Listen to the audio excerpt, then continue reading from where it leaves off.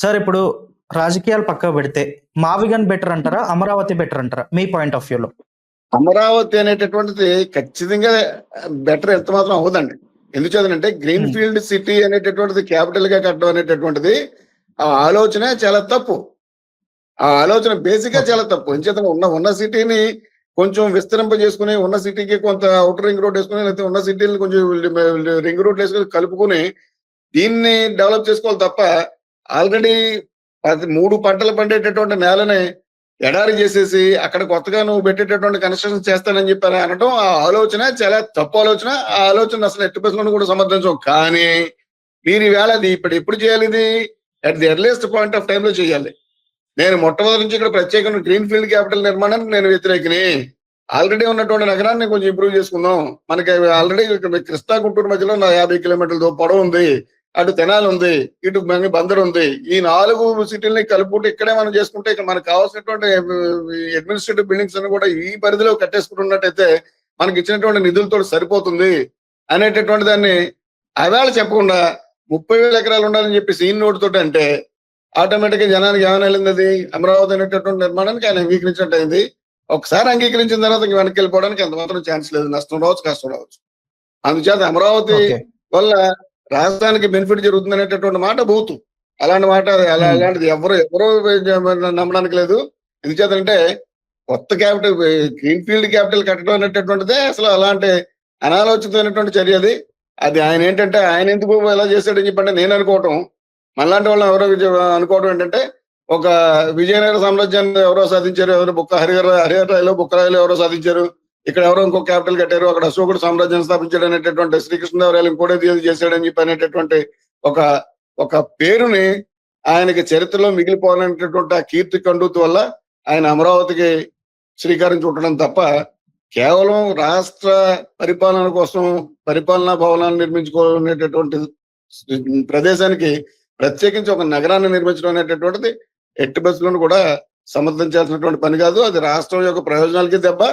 మన రాష్ట్రం చాలా చిన్నది, మన బడ్జెట్ కూడా చాలా తక్కువ. కేవలం సిటీ నిర్మాణానికి మొత్తం డబ్బులన్నీ కూడా అక్కడ పెడితే ఏనాటికి అది అయ్యే పని కదా. అదీగాక అది భౌగోళికంగా కూడా రాజధాని నిర్మాణానికి సూటబుల్ గా ఉండేటటువంటి అనువైనటువంటి ఏరియా కానే కదని చెప్పేసి మనకు వచ్చినటువంటి వరదలు మునిగిపోయినటువంటి ఏరియాలు మనకు చెప్తున్నాయి. అంచేత అమరావతి కట్టడం కట్టుబడి అనేది రాష్ట్రానికి మంచిదని చెప్పి నేను ఎవరు కూడా నేనే కదా ఎవరు అనకూడదు కూడా. సార్ లోక్సభ అమరావతి బిల్ దానిపైన మీ విశ్లేషణ ఏంటి సార్? లోక్సభ అమరావతి అంటే లోక్సభలో చేయాల్సినటువంటి చట్టం కానే కాదు అది. రెండో పక్క జగన్ ఉన్నాడని చెప్పేసి భయపడిపోయి లోక్సభలో చట్టం చేయించుకున్నారు తప్ప ఇప్పుడు ఉన్నటువంటి ఏ రాష్ట్ర రాజధాని కూడా లోక్సభ చట్టం ద్వారా ఏర్పడినటువంటి రాజధానులు కాదు. ఇప్పుడు ఉన్నటువంటి హైదరాబాద్ కూడా లోక్సభ చట్టం ద్వారా ఏర్పడినటువంటిది కాదు. రాష్ట్ర సరిహద్దులను అయితే మార్చినా లేకపోతే కొత్త ఏరియాని కలిపినా దానికి పార్లమెంట్ చట్టం అవసరం అవుతుంది తప్ప రాష్ట్రంలో నువ్వు రాజధాని ఈ సిటీలో పెట్టుకుంటావా, ఆ సిటీలో పెట్టుకుంటావా, లేదా పక్కన ఉన్నటువంటి సిటీలో పెట్టుకుంటావా అనేటటువంటిది కేవలం రాష్ట్ర పాలన సంబంధిత అధికారులు లేకపోతే నాయకులు చేయాల్సినటువంటి మాటే తప్ప పార్లమెంట్ చట్టం దీనికి పని లేదు. కాకపోతే జగన్ అనేటటువంటి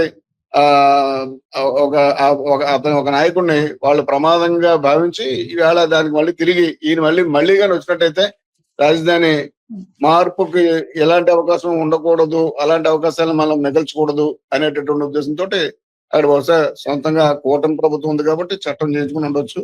కానీ ఆ చట్టంతో కొత్తగా అయ్యేటటువంటి చట్టం వల్ల కొత్తగా వచ్చేది ఉండదు, చట్టం లేకపోతే కొత్తగా పోయేది ఉండదు. అండ్ సార్ ఇప్పుడు మావిగన్ మచిలీపట్నం అండ్ విజయవాడ గుంటూరు ఓవరాల్ గా 110 నుంచి 120 కిలోమీటర్ల హైవే ఉంది సార్. ఆ హైవే పక్కన ల్యాండ్స్ వాల్యూ పెరిగే ఛాన్సెస్ ఉన్నాయా ఇఫ్ ఇన్ కేస్ మావిగన్ వస్తే? రాజధాని అనేటటువంటిది వస్తే అడిషనల్ గా పెరగడానికి అవకాశం ఉంటుంది తప్ప హైవే ఆల్రెడీ ఉంది కదండి. హైవే ఆల్రెడీ పెరిగే ఉన్నాయి. ఆ ల్యాండ్ కొత్తగా పెరిగేది ఏముంటుంది సార్? చెప్పండి. గత 20 సంవత్సరాల నుంచి ఉన్నటువంటి రోడ్లే కదా అవి. అక్కడ ఆల్రెడీ పెరిగింది కదా. ఇప్పటికే ప్రతి గజం వేలల్లోకి వెళ్ళినటువంటి ఏరియా అది. కొత్తగా పెంచేది కాలానుగతంగా పెరుగుతాయి తప్ప ఈవేళ ఒక ప్రకటన వల్ల పెరిగిపోయేటటువంటి సందర్భం అయితే ఉండదు. ఇప్పుడు అమరావతి వర్సెస్ మావిగన్ అనుకోవచ్చు సార్. అంటే ఈ ప్రజల మధ్యలో విభజన చేయడానికి జగన్ ఏమన్నా ప్లాన్ చేస్తున్నాడా? మరి అంత ప్లాన్ చేస్తున్నారా లేదా అనేది మనం అంత ఇప్పటికిప్పుడు అంత ఆలోచన చేస్తే, ఆ ప్లాన్ చేస్తే చేసి ఉండొచ్చు, కానీ ఆ ప్లాన్ వల్ల జనం అందరూ ఆ రకంగా విభజించబడిపోతారు, లేకపోతే ఆ పోటీ పడతారు అనేటటువంటి ఆలోచన అయితే నాకు I can't subscribe that you. అంటే కాన్ఫిడెంట్ గా ఉండగలరా సార్ జనాలు? ఎవరు కాన్ఫిడెంట్ గానే ఇక్కడ ఉంటారండి. ఆ, ఉంటారండి. అలా అలా మా ప్రాంతానికి కావాలి, అంటే అమరావతి వాళ్ళేమో మాకు కావాలని, ఇటు ఈ మావిగన్ వాళ్ళు మాకు కావాలని అని పోటీ పడే సందర్భం ఉండదు. ఈ మావిగన్లు అందరూ కూడా అమరావతి రాజధానిని అంగీకరించినట్టే అంగీకరిస్తారండి. దానికోసం ప్రత్యేకమైనటువంటి పోరాటాలు చేయడం కానీ, నిరసనలు తెలియజేయడం కానీ అలాంటివి ఏమి ఉండవు. వాళ్ళ మధ్యలో పెద్ద పోటీ ఏమి రాదండి. ఆ పోటీ రాదు, రాజకీయంగా ఏ రకమైనటువంటి లబ్ధి ఈయనకి జరగదు. ఆ పోటీ తేవాలని ప్రయత్నించినా అది అనవసరమైన ప్రయత్నం. గతంలో వైసీపీ ప్రత్యేక హోదా కోసం పోరాటం చేసింది సార్, కానీ ఇప్పుడు ఏ ఊసెత్తట్లేదు. దేనికి? మీకు ప్రత్యేక హోదా అనేటటువంటిది ఇది వాళ్ళు జనాల్ని మభ్యపెట్టడానికి వాడుకునేటటువంటి ఒక తారక మంత్రం కింద ఉందండి అది. అటు జగన్మోహన్ రెడ్డికి కానీ, ఇటు చంద్రబాబు నాయుడు గారికి కానీ దాని పట్ల ఎంత మాత్రం సీరియస్నెస్ లేదు, చిత్తశుద్ధి అసలు లేనే లేదు. ఇద్దరు లేదు. అటు పవన్ కళ్యాణ్ కూడా అంతే, వాళ్ళ ఆయనకు కూడా లేదు. ప్రత్యేక హోదా కానీ, లేకపోతే విశాఖ ఉక్కుని నిలుపుకోవడం గురించి కానీ ఇవేమి వీళ్ళెవరికి అసలు ప్రాధాన్యత కలిగినటువంటి విషయాలు కాదండి. ప్రత్యేక హోదా పట్ల ఎంత దారుణం అంటే, దుర్మార్గం అంటే, అటు ప్రధానమంత్రి అభ్యర్థి హోదాలో అప్పట్లో మోడీ గారు వచ్చారు తిరుపతి. మోడీ గారి స్పీచ్ ని మోడీ గారు అప్పుడు ఇదే కూటమి, అప్పుడు కూడా కూటమి 2014లో మోడీ గారి స్పీచ్ ని మన వెంకయ్యనాయుడు గారు 2014లో తిరుపతిలో జరిగింది ఆ మీటింగ్. వెంకయ్యనాయుడు గారు మోడీ గారి స్పీచ్ ని అనువదించారు. మోడీ గారి స్పీచ్ ని అనువదించి ఆ అనువాదంలో చెప్పినటువంటి మాట ఏంటంటే, ఆ స్పీచ్ లో చెప్పినటువంటి మాట ఏంటంటే, ప్రత్యేక హోదా అనేటటువంటిది కాంగ్రెస్ విస్మరించింది. రాష్ట్రాన్ని దుర్మార్గంగా విడదీసిన తర్వాత ఈ రాష్ట్రానికి విభజించి క్యాపిటల్ లేనటువంటి ఈ అనాథ రాష్ట్రానికి ప్రత్యేక హోదా అనేటటువంటిది ఇవ్వాలనే విషయం కూడా వాళ్ళు గుర్తించకపోతే మీ నెల్లూరు సింహం, సింహపురి సింహం అని అన్నది. మీ నెల్లూరు సింహం బిడ్డే అక్కడ రాజ్యసభలో అడ్డు తగిలి మీకు ప్రత్యేక హోదా వచ్చేటట్టు చేశారు. 5 సంవత్సరాలు కాదు 10 సంవత్సరాలు అని చెప్పేసి, యాక్చువల్గా నిజానికి 5 సంవత్సరాల పాటు ఇద్దామని చెప్పేసి మన్మోహన్ సింగ్ ప్రకటన చేస్తే, ఈయన మామూలు గాలికి పోయిన పిండి కృష్ణార్పణం అన్నట్టుగా ఈయన 15 సంవత్సరాలు అని చెప్పేసి ఆయన మామూలుగా ఆయన వాడుకున్నారు ఆ సందర్భాన్ని. ఈ వెంకయ్యనాయుడు గారు వాడుకుని ఆయన కూడా సీరియస్ గా లేరని చెప్పి, ఎందుకనేది అంటే చేసినటువంటి దగ ఇది. వాడుకుని 10 సంవత్సరాలు అని చెప్పేసి ఆయన అడిగితే వాళ్ళు వస్తే ఇస్తామని చెప్పేసి వాళ్ళు అన్నారు.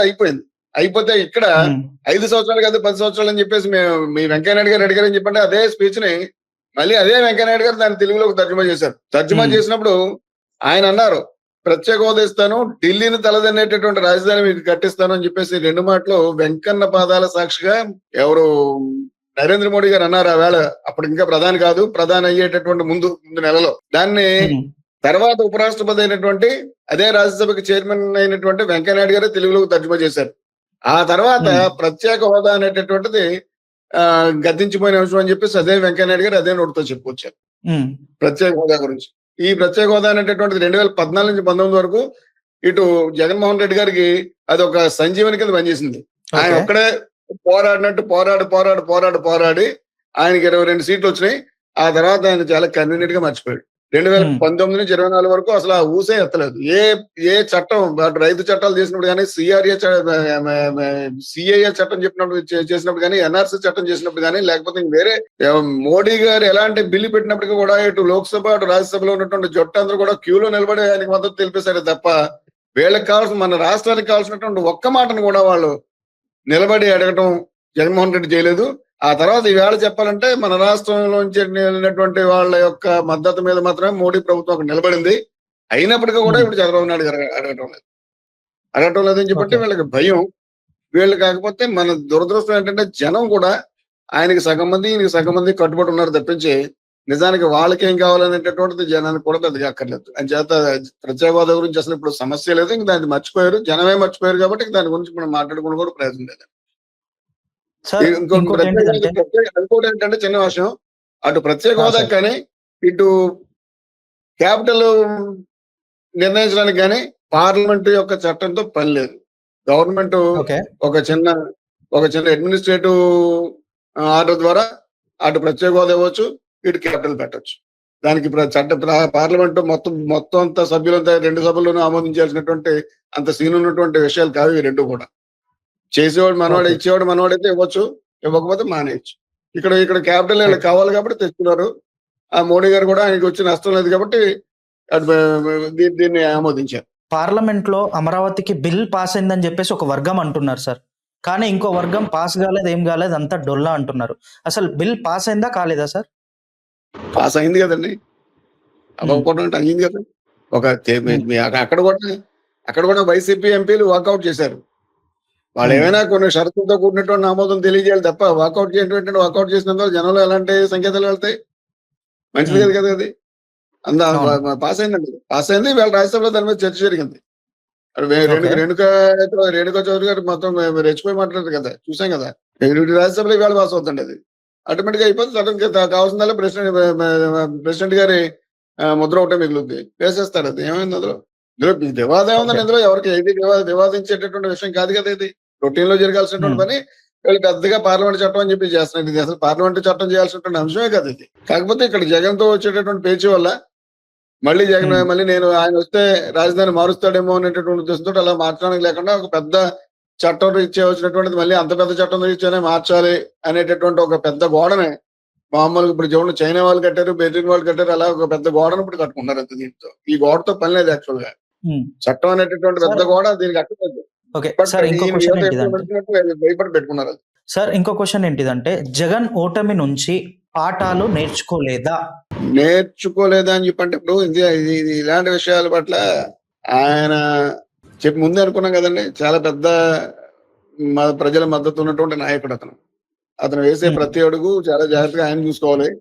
ఆయన పాఠాలు నేర్చుకుంటాడో నేర్చుకోలేదు అనేటటువంటిది ఆయన సొంతం తప్ప, ఆయన నేర్చుకున్నందువల్ల వచ్చే మనకు లాభం కానీ, నేర్చుకోకపోతే మనకు వచ్చే నష్టం కానీ మనకు సాధారణ జనానికి రాదు. కాబట్టి దాని ఏంటంటే ఆయన వ్యవహార సరళను బట్టి ఆయన ఎన్నుకోవడం అనడం చూసుకుంటారు. వాళ్ళకి నచ్చితే అనుకుంటారు, లేకపోతే మానేస్తారు. దాని గురించి ఆయన పాఠాలు నేర్చుకున్నాడా లేదా అనేది దాని గురించి మనం సామాన్యులను చర్చించాల్సిన అవసరం కాదు. అది ఆయనకు కావాల్సిన నేర్చుకుంటారు, లేకపోతే మానేస్తారండి. అది దాని మీద మనం మాట్లాడేంత స్తోమత మనకైతే లేదు, మాలాంటి వాళ్ళకైతే లేదు. Thank you sir, thank you so much. Hello, Telugu రాజ్యం ఛానల్ చూస్తున్నారా?